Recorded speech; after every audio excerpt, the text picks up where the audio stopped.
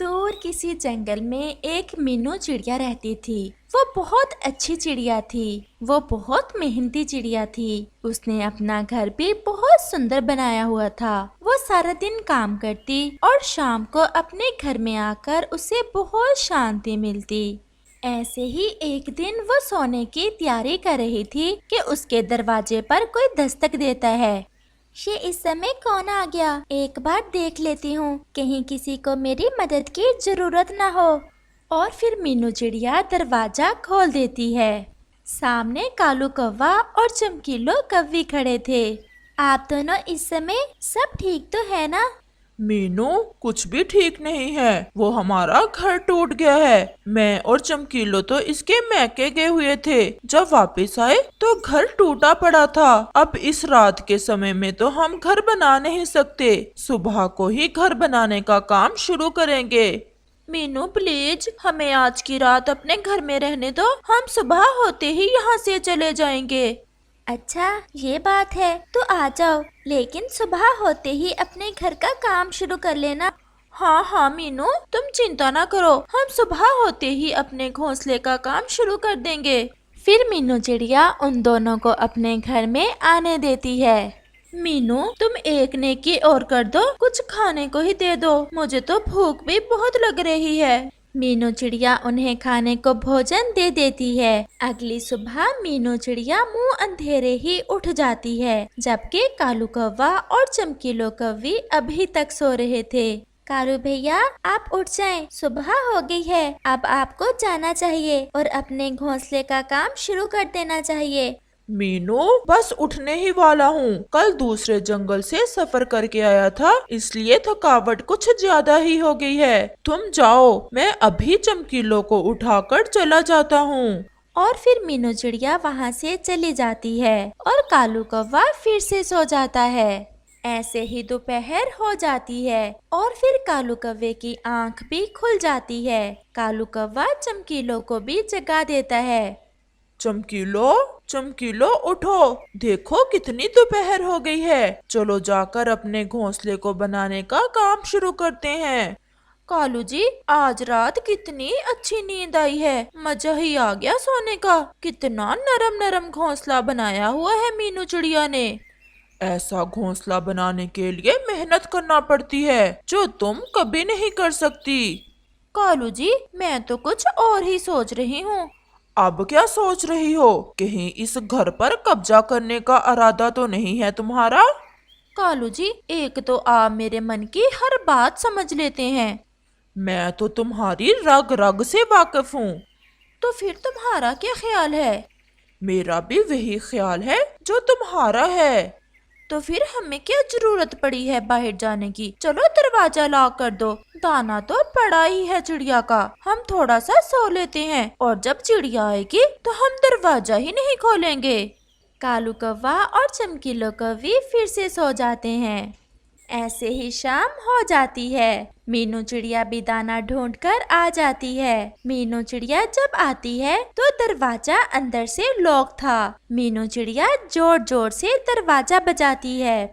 लगता है मीनू आ गई है। तुम ठहरो, मैं अभी उसे भगाती हूँ यहाँ से। और चमकीलो कौवी खिड़की से मीनू को कहती है, क्यों भी चिड़िया, क्या बात है? क्यों दरवाजा ऐसे बजा रही हो? तोड़ना है क्या? मीनू चिड़िया तो चमकीलो की बात सुनकर हैरान रह जाती है। चमकीलो, दरवाजा खोलो, मैंने अंदर आना है। और तुम दोनों अभी तक गए नहीं? क्यों जी, हम क्यों जाए अपना घर छोड़कर? चमकीलो, ये तुम क्या कह रही हो? ये मेरा घर है, तुम जल्दी से दरवाजा खोलो, वरना मैं सब पक्षियों को इकट्ठा कर लूंगी। जिसे भी इकट्ठा करना है कर लो, ये हमारा घर है। चमकीलो प्लीज, इतना जुल्म ना करो मेरे साथ, बाहर ठंड भी बहुत ज्यादा है, तुम मुझे अंदर आने दो। लेकिन चमकीलो कौवी मीनू चिड़िया की एक नहीं सुनती और खिड़की बंद करके चली जाती है। मीनू चिड़िया तो बेचारी बंद दरवाजा देखती रह जाती है। मीनू चिड़िया इस समय बहुत बेबस थी। वो ऐसे ही वहाँ से थोड़ा दूर एक पेड़ के नीचे बैठ जाती है। उस पेड़ के पास ही एक कद्दू की बेल थी, जिस पर एक कद्दू लगा हुआ था। चिड़िया, तुम उदास क्यों बैठी हो?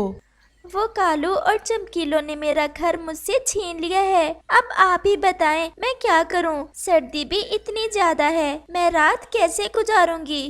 चिड़िया, क्या मैं तुम्हारी मदद कर सकता हूँ? आप मेरी मदद कैसे कर सकते हैं? आप तो एक कद्दू हैं। मीनू चिड़िया, तुम चाहो तो मुझे अपना घर बना सकती हो। मैं कद्दू को कैसे अपना घर बना सकती हूँ? बस तुम थोड़ा सा मुझ में सुराख कर लो, मैं अंदर से खोखला हूँ, और फिर तुम मेरे अंदर अपना घर बना लेना, मैं तुम्हें ठंड से बचा लूँगा। मुझे इस कद्दू की ये बात मान लेनी चाहिए, वरना इस ठंड में तो मैं मर जाऊंगी। और फिर चिड़िया उस कद्दू के अंदर एक सुराख करती है। वो कद्दू तो अंदर से सच में खोखला था और उसके अंदर नरम नरम घोंसला भी था। मीनू चिड़िया उस कद्दू के अंदर चली जाती है। मीनू चिड़िया को कद्दू के अंदर काफी गर्माइश मिलती है और वो आराम से सो जाती है। अगली सुबह मीनू चिड़िया फिर जल्दी ही उड़ जाती है और दाने की तलाश में निकल जाती है। दूसरी तरफ कालू कौवा और चमकीलो कौवी भी मीनू चिड़िया के घोंसले में बहुत मजे कर रहे थे। कालू जी, देखा मैंने कैसे मीनू चिड़िया को डराया, वो दोबारा लौट कर नहीं आई। चमकीलो, वैसे तुम हो बड़ी शैतान, दूसरों की चीजों पर कब्जा करना तो कोई तुमसे सीखे। अब चलो थोड़ा बहुत भोजन भी ढूंढ लाएं। मीनू का जमा किया हुआ भोजन तो तुम एक दिन में ही खत्म कर चुकी हो। कालू जी, मेरे खाने पर ना नजर रखा करो, पहले ही मैं बहुत कमजोर होती जा रही हूँ। और फिर वो दोनों भोजन की तलाश में चले जाते हैं। वो दोनों उसी पेड़ के पास चले जाते हैं जिसके नीचे मीनू चिड़िया का कद्दू वाला घर था। चमकीलो की नजर अचानक से मीनू चिड़िया पर पड़ती है। वो कद्दू के अंदर चली जाती है। कालू, वो देखो मीनू को, वो तो उस कद्दू के अंदर चली गई। ये कैसे हो सकता है? चलो जाकर देखते हैं। चमकीलो, आखिर तुम्हें चैन क्यों नहीं आ रहा? मीनू चिड़िया के घर पर तो कब्जा कर ही लिया है तुमने, अब तुम्हें क्या लगे वो जहाँ भी जाए। कालू, तुमने नहीं जाना तो ना जाओ, मैं तो जा रही हूँ। और चमकीलो कौवी ऐसा कहते हुए वहाँ से चली जाती है। वो देखती है कि कद्दू के अंदर तो एक बहुत सुंदर सा घर बना हुआ था और मीनू चिड़िया उसमें आराम से बैठी हुई थी। चमकीलो को तो वो घर बहुत पसंद आया था। उसका मन कर रहा था कि वो तुरंत मीनू चिड़िया से वो घर भी छीन ले। फिर वो वहाँ से वापस आ जाती है। देख आई हो मीनू चिड़िया को? कालू जी, वो तो बहुत सुंदर घर है, मैं तुम्हें क्या बताऊं उस घर के बारे में, मुझे तो वही घर चाहिए।